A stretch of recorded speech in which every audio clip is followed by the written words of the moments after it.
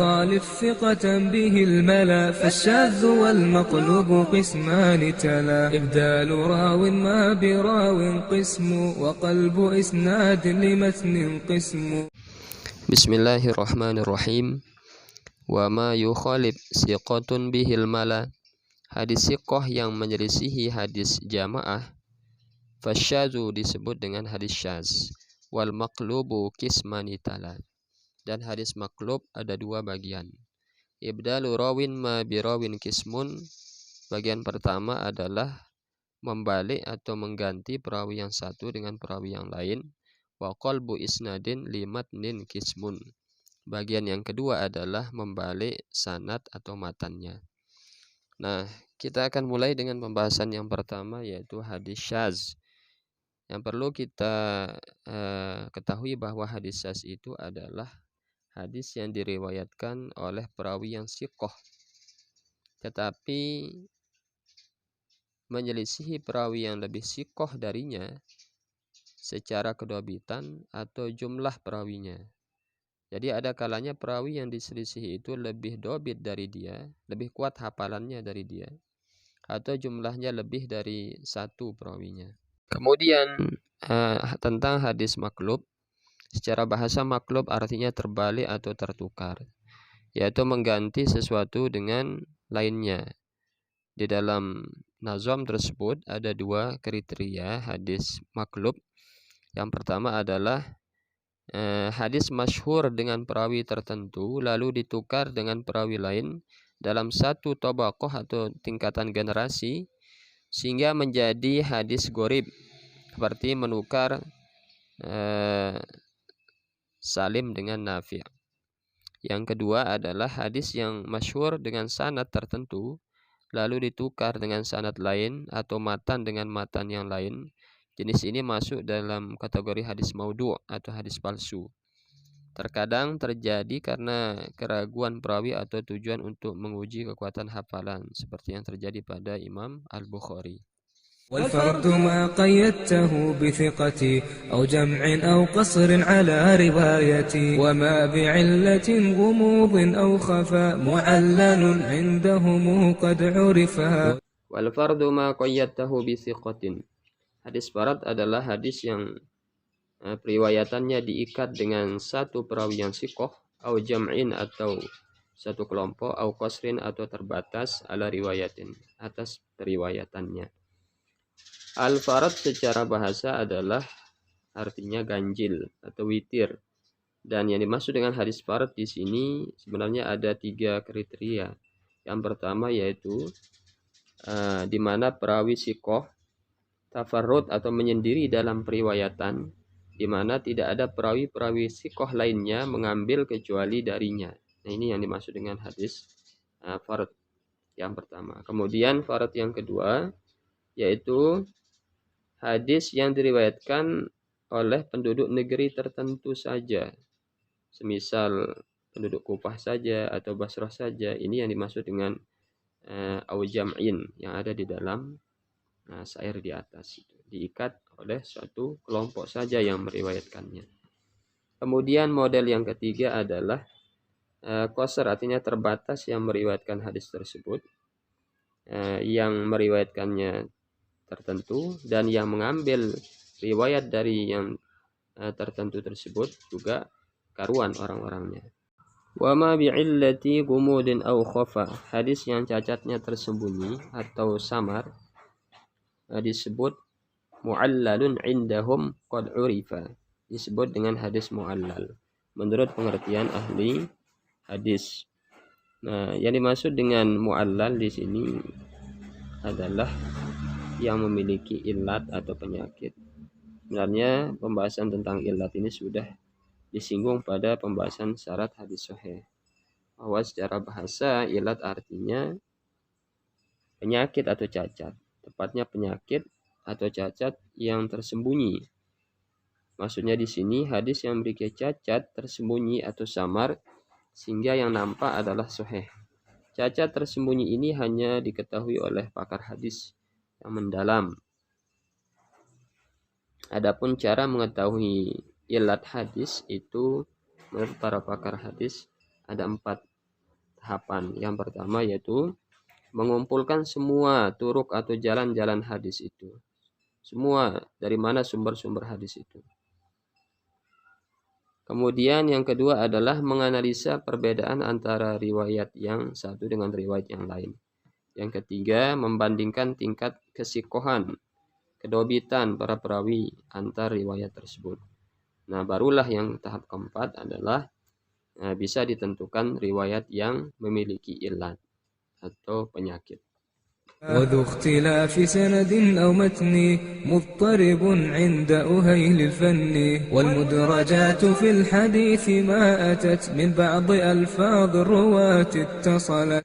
وذو اختلاف سند أو متن, hadis yang sanad atau matannya berbeda. Muttaribun disebut dengan hadis muttarib inda uhailil fanni, menurut ahli hadis. Jadi secara bahasa yang dimaksud dengan hadis muttarib adalah hadis yang tidak teratur, hadis yang tidak seimbang, goncang.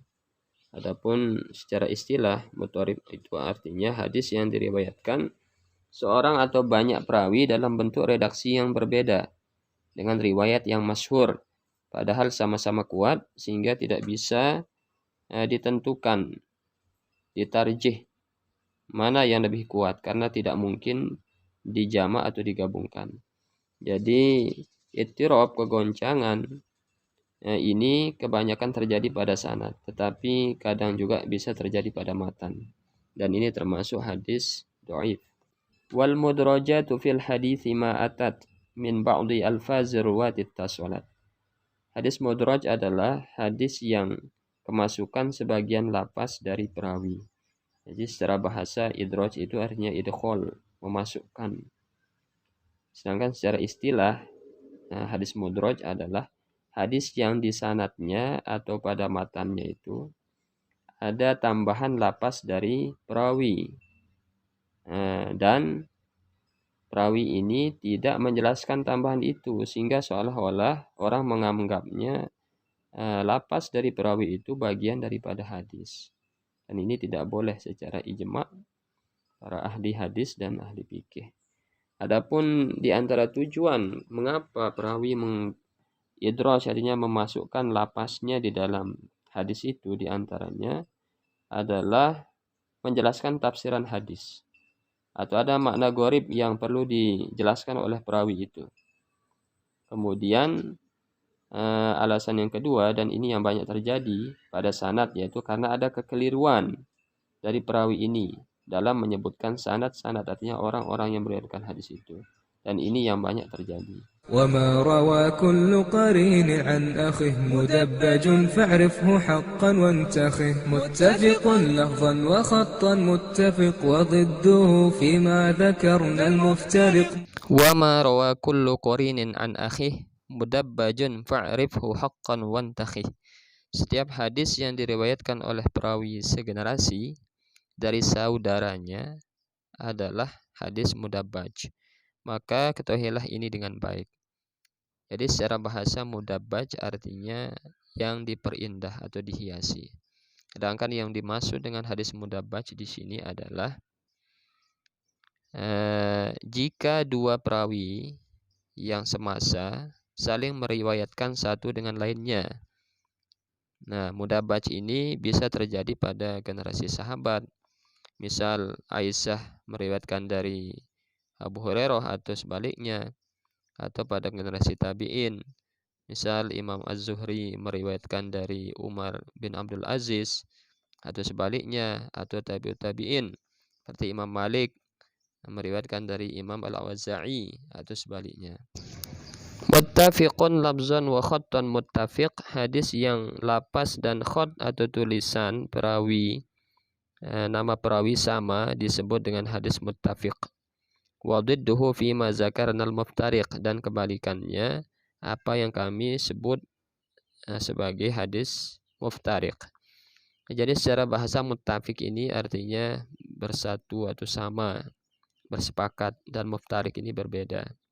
Nah, yang dimaksud dengan hadis muttafiq muftariq itu adalah hadis yang terdapat perawi yang namanya ayahnya atau nasabnya sama dengan perawi lain, baik secara lapas ucapan maupun khot tulisan namanya itu, tetapi beda orang.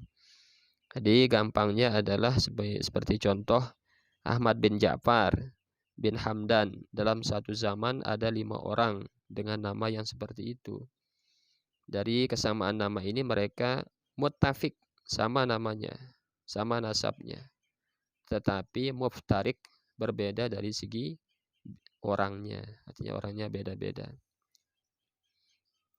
مؤتلف متفق الخط فقط وضده مختلف فاخشى الغلط والمنكر الفرد به راو غدا تعديله لا يحمل التفردا Mu'talifun muttafiqul khatti faqat wa dhidduhu mukhtalifun fakhshal ghalat. Hadis mu'talif adalah jika hanya khot namanya perawi yang sama dan kebalikannya adalah hadis mukhtalif, maka hati-hatilah jangan salah. Jadi secara bahasa mu'talif artinya yang disatukan atau diselaraskan. Mukhtalif artinya yang berbeda atau berselisih. Jadi mu'talib mukhtalif mirip dengan muttafiq muftarik. Bedanya yang sama hanya khotnya saja. Lapas dan orangnya beda. Jadi sebab apa? Penulisan bahasa Arab zaman dulu belum memakai syakal atau harokat dan titik. Sehingga huruf sin bisa dibaca sa, si atau su, dan huruf sin dan shin ditulis sama tanpa titik, sehingga perawi yang tidak jeli terkadang salah membaca sehingga salah orang. Wal munkarul fardu bihi rawin goda ta'diluhu la yahmilu tafaruda. Hadis mungkar adalah hadis yang perawinya menyendiri dan keadilannya tidak diakui saat menyendiri. Jadi 3 hadis yang akan dibahas berikutnya ini, yaitu hadis mungkar, matruk, dan maudhu, ini terkait cacat pada perawinya. Cacat perawi ini ada 2 segi, yaitu segi dari sisi agama dan sisi hafalan. Nah, cacat dari segi agama ini ada 5 macam, yaitu al-kazib, sering berbohong. Kemudian muttahaman bil kazib, dituduh berdusta. Al-fasku, fasik. Al-bid'atu, sering melakukan kebid'ahan. Al-jahalatu, bertingkah bodoh. Kemudian cacat perawi dari segi kedobitannya ini ada 5 macam juga, yaitu fahsyul ghalat. Artinya hafalannya sangat buruk sehingga kesalahannya mendominasi. Su'ul hifzi, ya, yang kedua, artinya hafalannya buruk. Kemudian kasratul ghaflah, artinya banyak lalai sehingga tidak mampu membedakan riwayat yang salah dari yang benar. Dan yang keempat, kasratul auham, artinya banyak waham, sangkaan lemah. Dan yang terakhir adalah mukhalafatus siqat, artinya riwayatnya melisihi para perawi yang sikoh. Secara bahasa, hadis mungkar artinya mengingkari dan menentang. Definisi mungkar bisa kita kelompokkan menjadi 2. Yang pertama itu definisi sang penazom. Sebagaimana kita lihat, maksud keadilannya tidak diakui saat menyendiri adalah perawi cacat dari 3 sisi. Yang pertama fahsyul ghalat, yaitu sangat buruk hafalannya. Kathratul ghaflah, banyak lalai sehingga tidak mampu membedakan riwayat yang salah dan yang benar. Dan yang terakhir adalah fasik. Yang kedua adalah pengertian hadis mungkar, yaitu hadis yang diriwayatkan perawi dhaif dan menyelisihi para perawi sikoh. Dan ini yang masyhur dikenal oleh para muhaddisin. متروكه مواحد به انفرد وأجمعوا لضعفه فهو كرد والكذب المختلق المصنوع على النبي فذلك الموضوع. Matrukuhu ma wahidun bihin farad wa ajma'u li du'fihi fa huwa karad. Hadis matruk adalah hadis yang perawinya satu menyendiri dan mereka sepakat atas kelemahannya sehingga ia ditolak atau ditinggalkan. Matruk artinya ditinggalkan, seolah-olah karena kecacatan perawinya ditinggal hadisnya. Definisi hadis matruk menurut An-Nazim adalah hadis yang periwayatannya disepakati kedaifannya karena muttaham bil kazib, tertuduh berdusta. Maksud muttahambil kazib di sini, dia dikenal berdusta dalam muamalah kesehariannya, meskipun tidak diketahui pernah berdusta atas nama Nabi Muhammad SAW. Wal kadzibul mukhtalaqul mawdu'u 'ala nabi fadzalikal mawdu'u. Hadis dusta yang direka-reka, dibuat-buat atas nama Nabi, itulah disebut dengan hadis maudhu'. Jadi hadis maudhu' artinya hadis palsu. Jadi definisi sebagaimana yang telah diberikan penazom, hadis maudhu' adalah hadis do'if, paling jelek dan buruk. Bahkan sebagian muhaddisin menyebutnya hadis batil atau la aslalah, hadis yang tidak ada asal usulnya. Maksudnya adalah tidak ada sanadnya atau ada sanadnya tetapi hanya sampai ke sahabat atau tabi'in. وقد أتت كالجوهر المكنون سميتها منظومة البيقون فوق 30 بأربع أتت أقسامها تمت بخير ختمت. Waqad atat kal jauharil maknuni, sungguh nazam ini seperti mutiara yang tersimpan. Samaituha manzumatal baiquni, dan aku menamainya manzumah al-Baiquni. Fauqas salasina bi arba'in atat aksamuha tammat bi khairin khutimat. Berisi 34 bagian yang sempurna dan ditutup dengan baik. Semoga kita semua mendapatkan keberkahan dari kitab Manzumatul Baiquni ini dan dari pengarangnya, dan semoga kita diberikan keistiqomahan di dalam mempelajarinya. Amin ya rabbal alamin. Bisri asraril Fatihah.